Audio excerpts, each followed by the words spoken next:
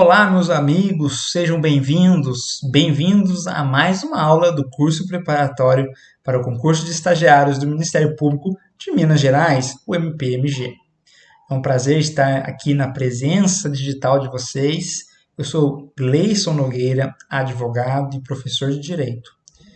Estamos reunidos aqui hoje para conversarmos um pouco sobre direito constitucional. Nós vamos conversar sobre a organização judiciária brasileira. Nós vamos conversar sobre a organização do poder judiciário no nosso país. Meu Instagram e meu Facebook estão aqui, @gleison.adv. Fiquem à vontade para me mandar mensagens, para tirar dúvidas sobre o assunto tratado. Não vá para a prova com dúvidas, porque quando você vai com aquela pulga atrás da orelha, cai justamente aquilo que você não tem certeza, cai justamente aquilo que você não estudou tão bem assim. Então, não fique com vergonha, nós professores estamos aqui abertos e disponíveis para sanar quaisquer tipos de dúvidas que vocês tiverem, sempre antes da prova, né? Não vai tirar dúvida depois. Pessoal, quando falamos em poder judiciário, quando nós falamos em justiça aqui no Brasil, aquela justiça com J maiúsculo, nós estamos fazendo referência aos órgãos que estão lá no artigo 92 da Constituição Federal. Os órgãos que estão lá discriminados, delineados nesse dispositivo constitucional, artigo 92. Quais são, então, Gleison, os órgãos do nosso Poder Judiciário? É o Supremo Tribunal Federal, o Conselho Nacional de Justiça, o Superior Tribunal de Justiça, o Tribunal Superior do Trabalho, os Tribunais Regionais Federais e Juízes Federais, os Tribunais e Juízes do Trabalho, os Tribunais e Juízes Eleitorais, os Tribunais e Juízes Militares, os Tribunais e Juízes dos Estados e do Distrito Federal e Territórios. Então veja, é uma galera toda que faz parte do nosso Poder Judiciário. São órgãos numerosos, são órgãos com inúmeras atribuições, tanto em sua função típica, que é de julgar, quanto em sua função atípica também, enquanto ali um órgão da administração pública com o poder de gerenciar as suas próprias estruturas. Alguns aqui também são bem famosos. O Supremo Tribunal Federal, nem se fale, é um órgão que está sempre aí dentro da mídia brasileira sendo falado, é um órgão que tem muita influência política. O Tribunal Superior do Trabalho, o TST também, principalmente com a recente ainda, né, reforma trabalhista, foi um órgão bem citado. E também ali os tribunais e juízes dos estados, que é aquele TJ que está ali no fórum, que você vai na comarca, né?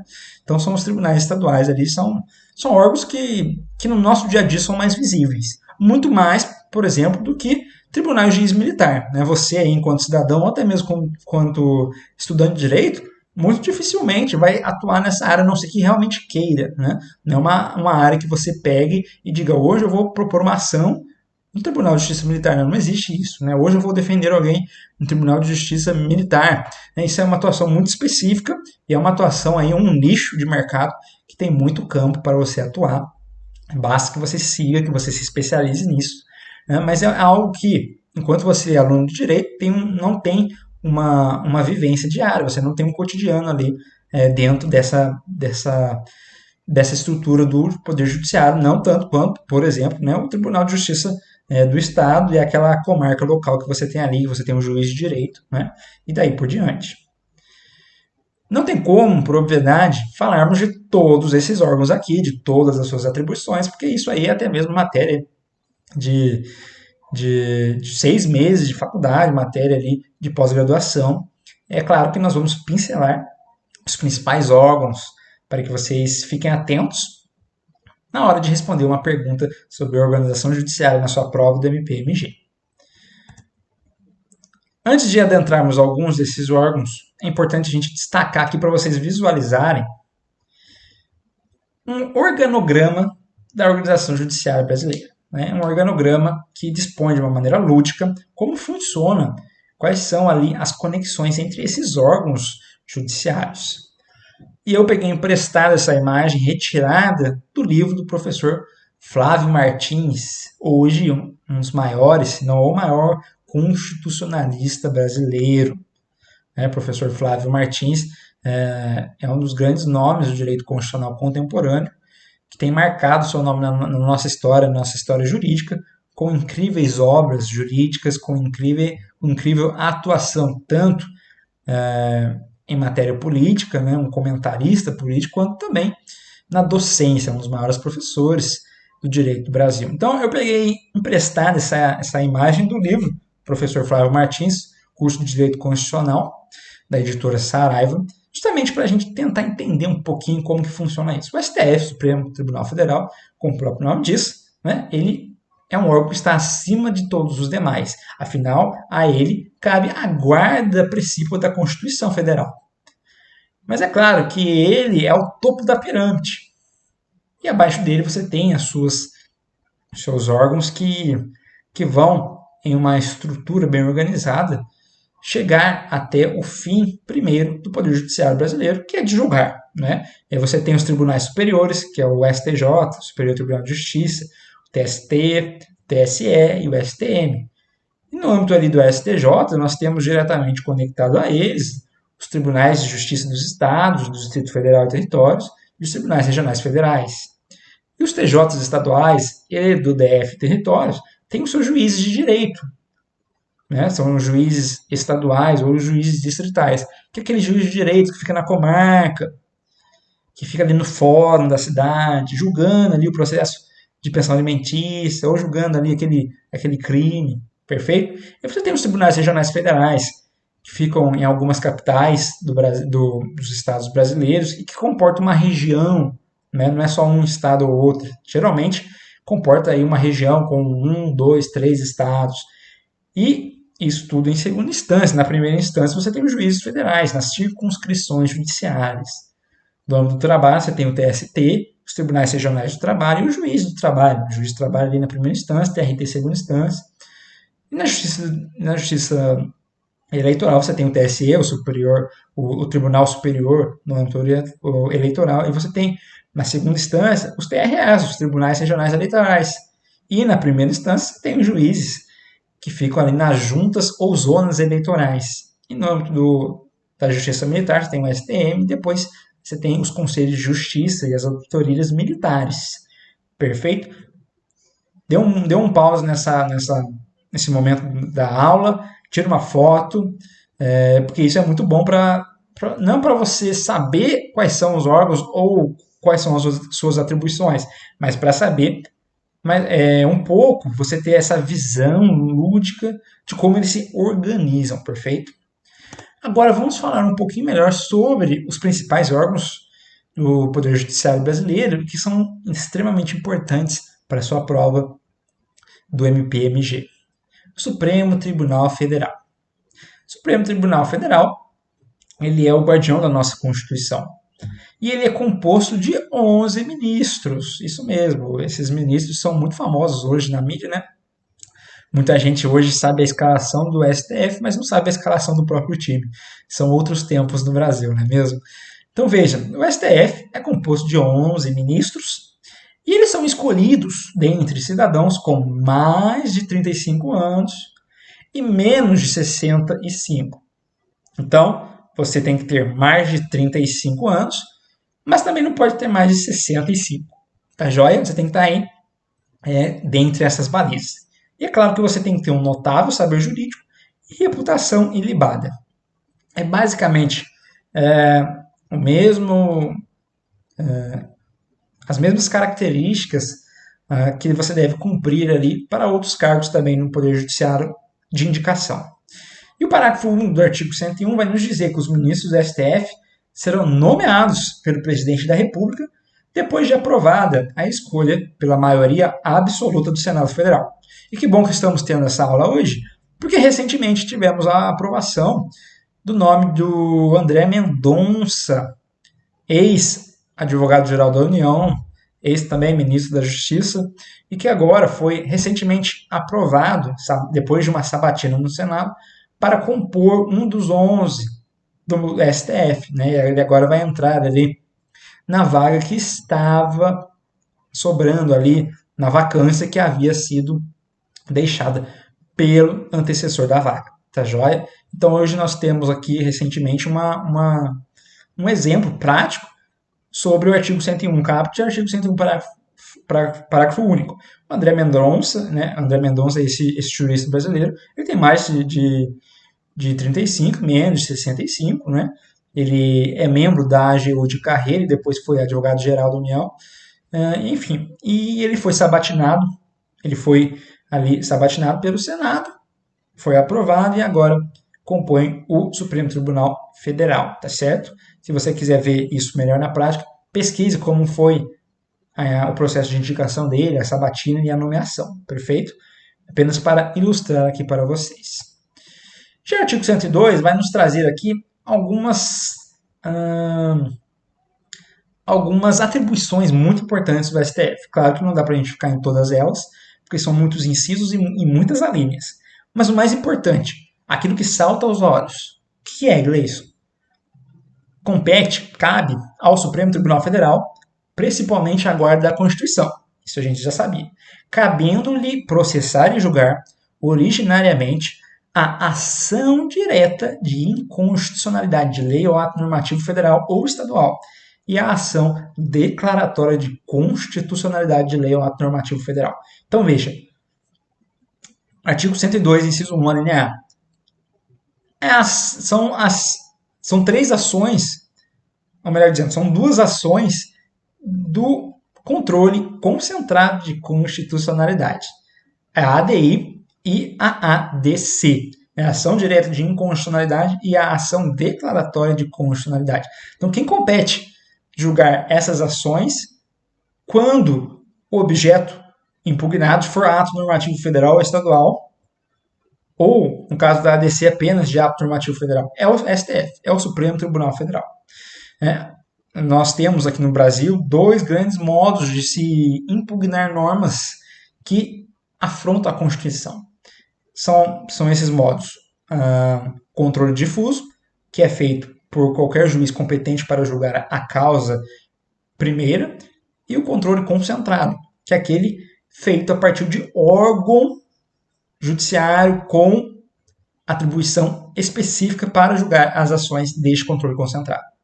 O STF é o grande exemplo disso, até porque cabe esse controle concentrado no âmbito dos estados, do DF, né? Mas, para você fixar para a sua prova do MPMG, compete ao STF julgar ADI, ADC, e também aí, quando falamos ADI, nós falamos em ADO, que é a ação direta de inconstitucionalidade por omissão, né?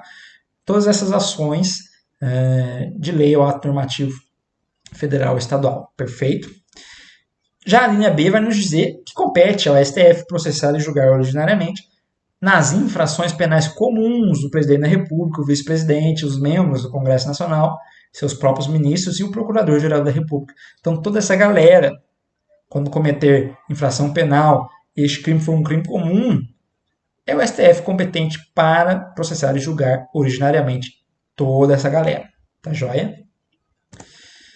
Agora, importantíssimo fixar também na memória que o STF é o competente para julgar o recurso extraordinário.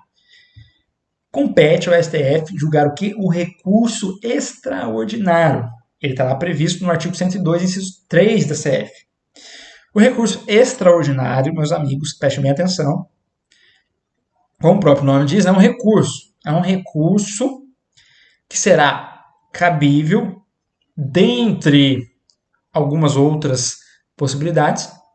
Será cabível quando aquela decisão judicial, em última instância, por exemplo, contrariar a Constituição Federal. Então, imagine que você tem um juiz ali julgando uma apelação, e essa apelação julgada naquele acórdão contraria um dispositivo da Constituição.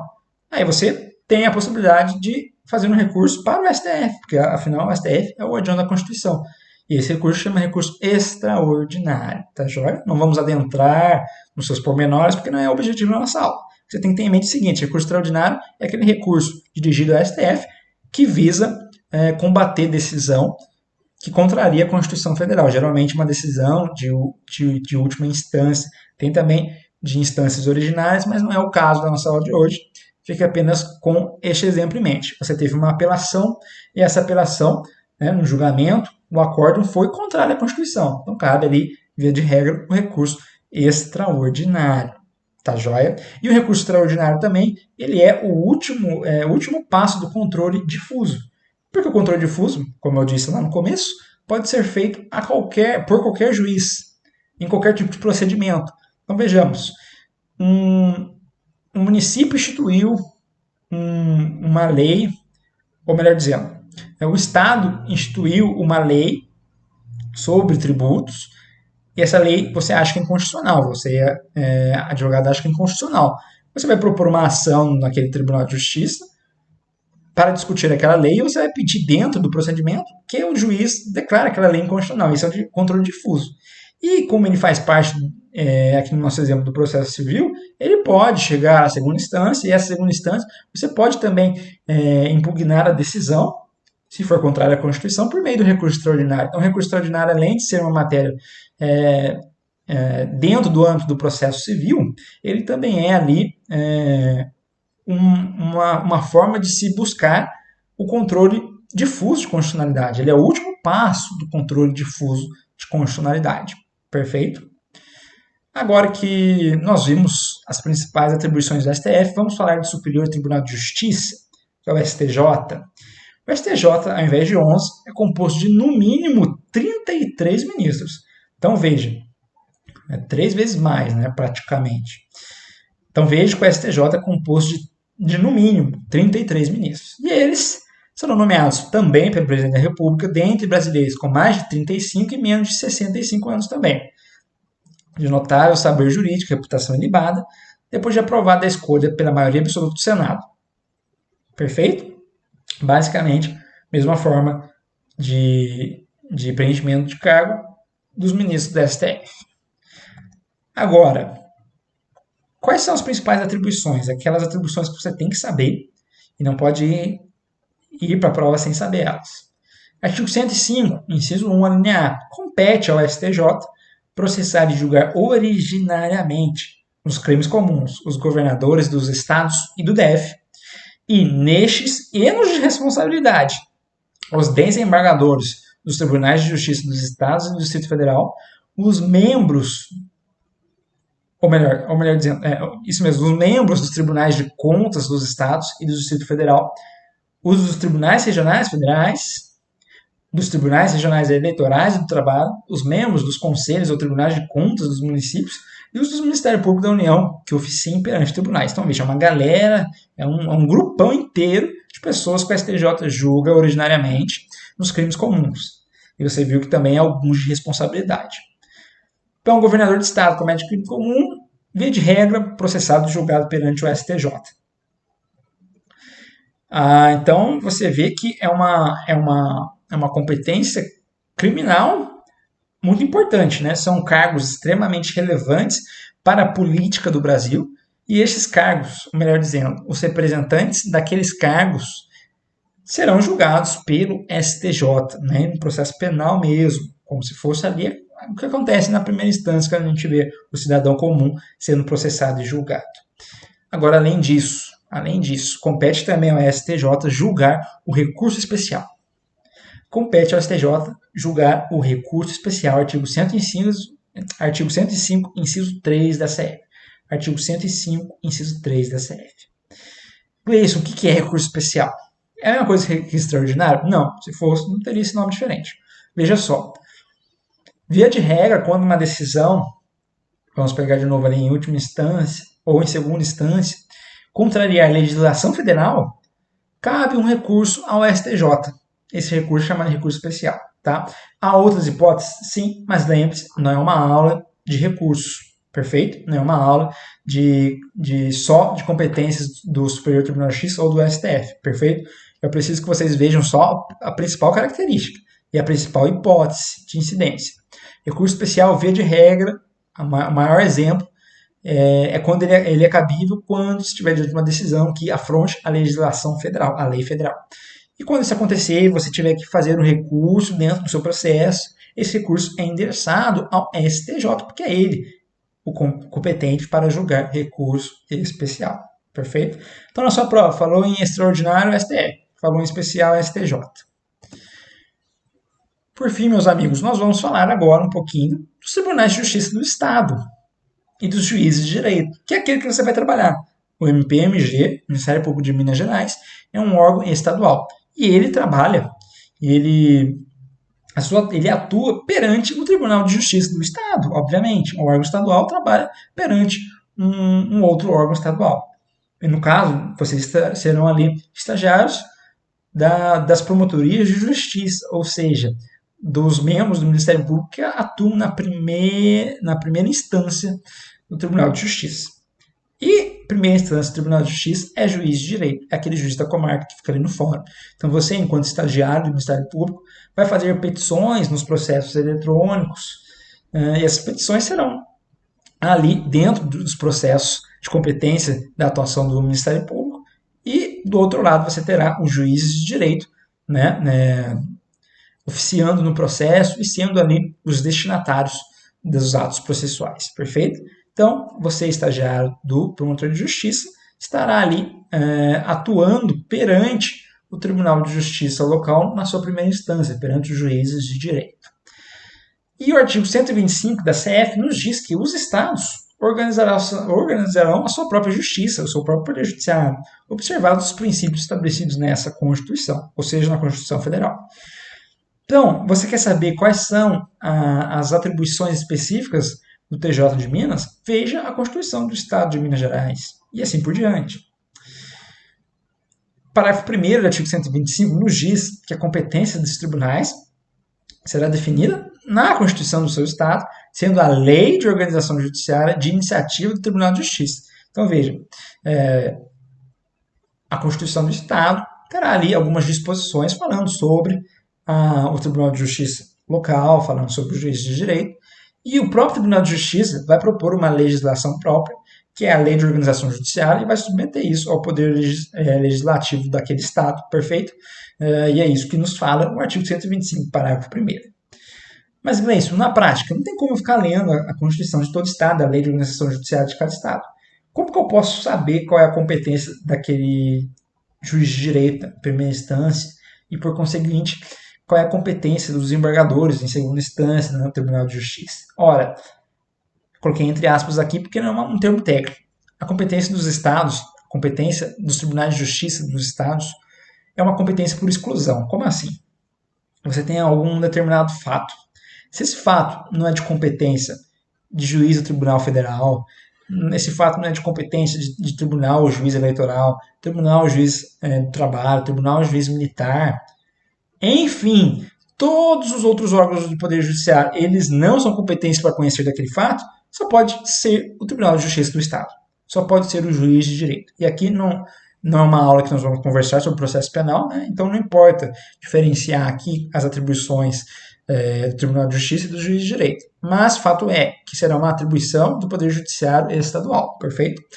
Então, se você está diante de um acontecimento, esse acontecimento na Constituição Federal não é de competência da esfera federal, não é de competência da esfera trabalhista, não é de competência da esfera eleitoral ou tampouco militar, sobra a competência estadual, perfeito? Sobra o Poder Judiciário estadual. É por isso que eu chamo de competência por exclusão. Você exclui todas as outras, sobrou o Tribunal de Justiça do Estado, é o juiz de direito do Estado. Perfeito, meus amigos? Essa foi a nossa aula de hoje. Nós conversamos sobre a organização judiciária do Brasil, nós vimos quais são os órgãos que compõem a organização judiciária do Brasil, estava no artigo 92, CNJ, STF, STJ, TST, TJs, TRFs, juiz federal, juiz estadual, TRS, daí por diante. Depois nós vimos 3 principais órgãos, que é o STF, o STJ e o TJ estadual, e por conseguinte também os juízes estaduais. STF nós vimos que julga recurso extraordinário, que julga ações do controle concentrado.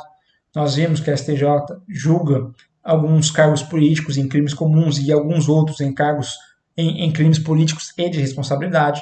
Nós vimos que a STJ também julga recurso especial.